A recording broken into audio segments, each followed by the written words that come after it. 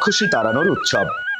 সেই প্রাচীনকাল থেকে চলে আসছে যে উৎসব, আজ এমনই এক ব্যতিক্রম উৎসবের গল্প নিয়ে এসেছি।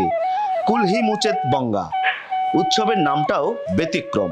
সেই প্রাচীনকাল থেকে সারি ধর্মের অনুসারী সাঁওতালরা মনে করেন নারী তার শরীরে রোগ বহন করে, সেই রোগ তারা ছড়িয়ে দেয় অন্যের শরীরে।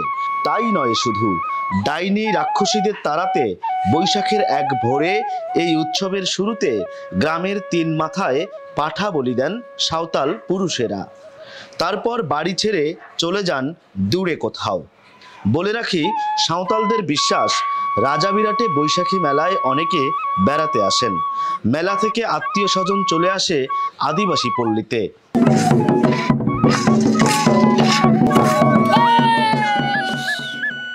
অতিথি নারীরা শরীরে রোগ বহন করে আসেন, তাই বাড়ি ছেড়ে দূরে অবস্থান নেন তারা।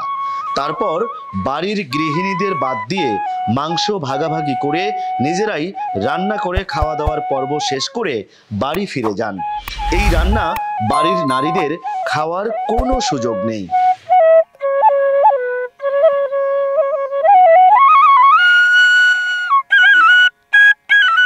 মাংস ভাগ করা শেষ হয়েছে, এখন বিতরণের প্রক্রিয়া। প্রথমেই আর্নেস্ট কিস্কু, উনি আছেন, কমলা সরেন, হ্যাঁ কমলা সরেন, তারপরে বিজয় সরেন,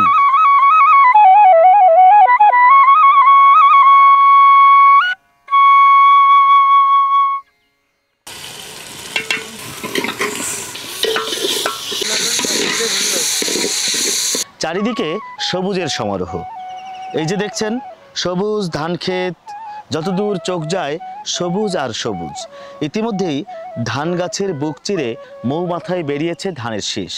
ধানের শীষগুলো বেশ হৃষ্টপুষ্ট হতে চলেছে, হয়তো আর কয়েকদিন পরেই সোনালী আকার ধারণ করবে। তারপর শুরু হবে ধান কাটার উৎসব। আর ধান কাটার উৎসব শুরু হওয়ার আগেই সাঁওতালদের কুলহিমচেত উৎসব সুঘ্রাণ ছড়াতে শুরু করেছে।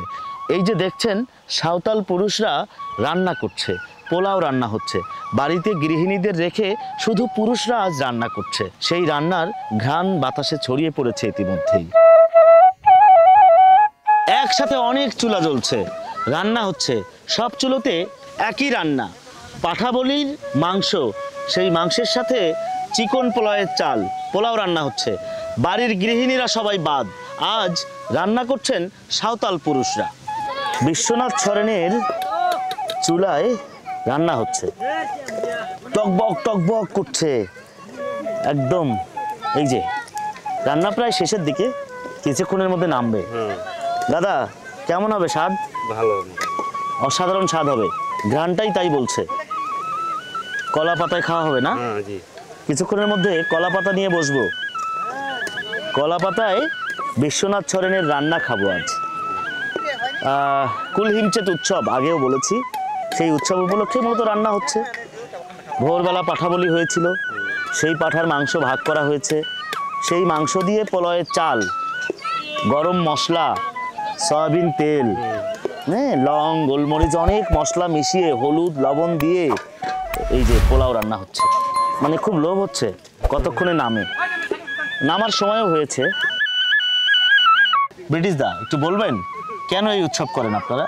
এই সারি ধর্মের অন্য কোথাও হয় না, এইটা রাজা বিরাটেই আমি যুগ যুগ ধরে এই উৎসবটা চলে আসছে। আমি দেখেছি আমাদের পূর্বপুরুষেরা এই উৎসবটা করেছে। বৈশাখ মাসের প্রত্যেক রবিবারে আমাদের রাজা বিরাটে মেলা বসে। এই মেলাকে কেন্দ্র করে মূলত আমাদের এই উৎসবটা করা হয়। অর্থাৎ মেলাকে কেন্দ্র করে কেন, সেটা একটা বাঙালিদের মেলা, এটা সাঁওতালদের এই উৎসব কেন?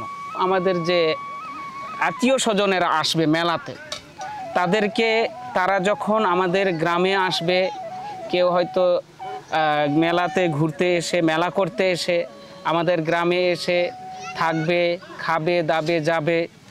এই যে বিভিন্ন গ্রাম থেকে আমাদের আত্মীয় স্বজনরা যে আসবে, তারা কেউ না কেউ কোনো না কোনো রোগ জীবাণু নিয়ে আসে। এই রোগ জীবাণু যেন আমাদের গ্রামে ছড়াইয়ে যেতে না পারে, যেমন কলেরা, বসন্ত। যেমন কলেরা, বসন্ত, এগুলো যেন ছড়াইয়ে যেতে না পারে, সেই জন্য আজকের এই উৎসবকে খুব ভোরে গ্রামের প্রবেশদ্বারের 3 মাথায় একটা পাঠা বলি দিলাম, গ্রামটাকে বন্ধ করে নিলাম।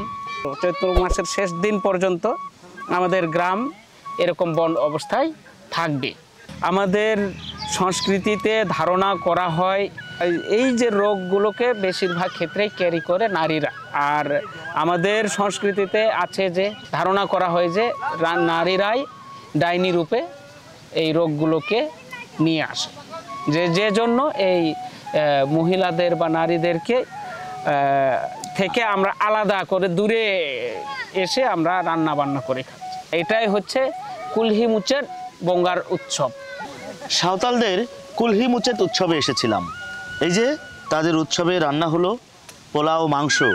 এখন খাবার পালা।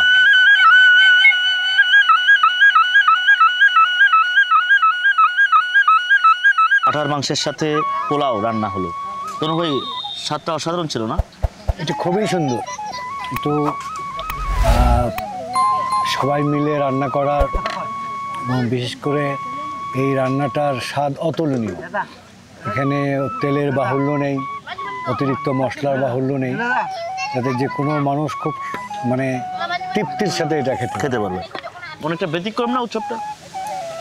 আমাদের বিলুপ্ত প্রায় একটা ধর্ম সংস্কৃতি, শাড়ি ধর্মের এই সংস্কৃতি বিলুপ্ত। এখানে আদিবাসীদের কাছে যেটা আমরা জানলাম, এটার সমতলের কোনো আদিবাসীর কোথাও এরকম প্রথার পালন করা হয় না।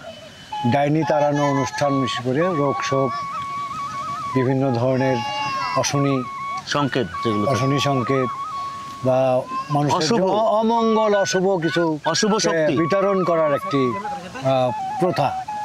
তো এইখানে এই প্রথাটা তারা পালন করে দীর্ঘদিন থেকে।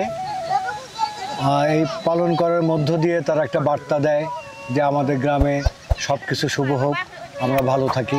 আমার যেটা ধারণা যে খুব বেশি দিন না, বিলুপ্ত হতে হতে শেষ অংশে দাঁড়িয়েছে শাড়ি ধর্মের এই সংস্কৃতি। কাছে কাছে পাতিল বেঁধে দেওয়া হচ্ছে। এই পাতিল খালি কোনো পাতিল নয়, পোলাও মাংস সহ গোটা পাতিল বাঁশের ঝাড়ে, গাছে, বিভিন্ন জায়গায় বাড়ির বাইরে ঝুলিয়ে রাখা হচ্ছে। এই দৃশ্যটা আদিবাসী পল্লীর। ব্রিটিশ দা, জি, বাঁশ ঝাড়ে গাছের ডালে আপনারা পাতিল বাঁধলেন দেখলাম, পোলাও মাংস সহ। কেন? যে আমাদের খাবারের যে যতটুকু লাগছে, যেটুকু খাইছি অবশিষ্ট অংশটুকু ওইটুকু ফেলে না দিয়ে, ওইটুকু তো নষ্ট হবে, নষ্ট করে কী লাভ? নষ্ট না করে আমরা তো আবার ঘরেও তুলতে পারতেছি না, যার জন্য আমরা ওই খাবারটুকু আরও কিছুক্ষণ পরে বা আবার ক্ষুধা লাগলে সেই খাবারটুকু খেতে পারি, এই জন্য আমরা গাছে ঝুলিয়ে রাখলাম। ওইটা ঘরে তোলা যাবে না? জি না, ঘরে তোলা যাবে না। মানে এটা ধর্মীয় রীতি? আমাদের ধর্মীয় রীতি অনুসারে এটা ঘরে তোলা যাবে না। আবার আমাদের ক্ষুধা লাগলে আমরা তখন খেয়ে ওইটাকে শেষ, মানে যখন একেবারে থাকবে না, খেয়ে শেষ করে ফেলবো, তখন ওইটাকে হাঁড়ি পাতিল পরিষ্কার করে তারপরে হাঁড়ি পাতিল শুধু যাবে, খাবারটা যাবে না, যেহেতু খাবারটা নষ্ট হয়ে যাচ্ছে। এই আর কি, এই জন্য আমরা ওইটাকে ফেলে দেই নাই। এই জন্য আমরা এটাকে এভাবে ঝুলন্ত বিভিন্ন, আপনার দেখবেন যে আমরা হয়তো এই বাঁশের ঝাড়ে ঝুলিয়ে রাখছি, আবার হয়তো অন্য পরিবারে কেউ গাছের সাথে, কেউ গাছের ডালে, এরকম ঝুলন্ত অবস্থায় আছে। হ্যাঁ, রাখে। নদী নালা খালবিলে ভরা অপার প্রকৃতির সৌন্দর্যময় এক দেশ বাংলাদেশ, যে দেশে হিন্দু, মুসলিম, বৌদ্ধ, খ্রিস্টান, সাঁওতাল, আদিবাসী, ওরাও নানা সম্প্রদায়ে, নানা জাতিগোষ্ঠীর মানুষের বসবাস। এরকম এক এক জাতিগোষ্ঠীর এক এক রকম বৈচিত্র্য আছে। এক এক জাতিগোষ্ঠীর আছে এক এক রকমের রীতিনীতি, সংস্কৃতি। এমনি এক জাতিগোষ্ঠী সাঁওতাল, যারা সারনা বা শাড়ি ধর্মাবলম্বী। তাদেরও আছে বৈচিত্র্যময় সংস্কৃতি, আছে ধর্মীয় অনেক রীতিনীতি। তেমনি এক রীতিনীতির গল্প তুলে ধরেছিলাম আজ।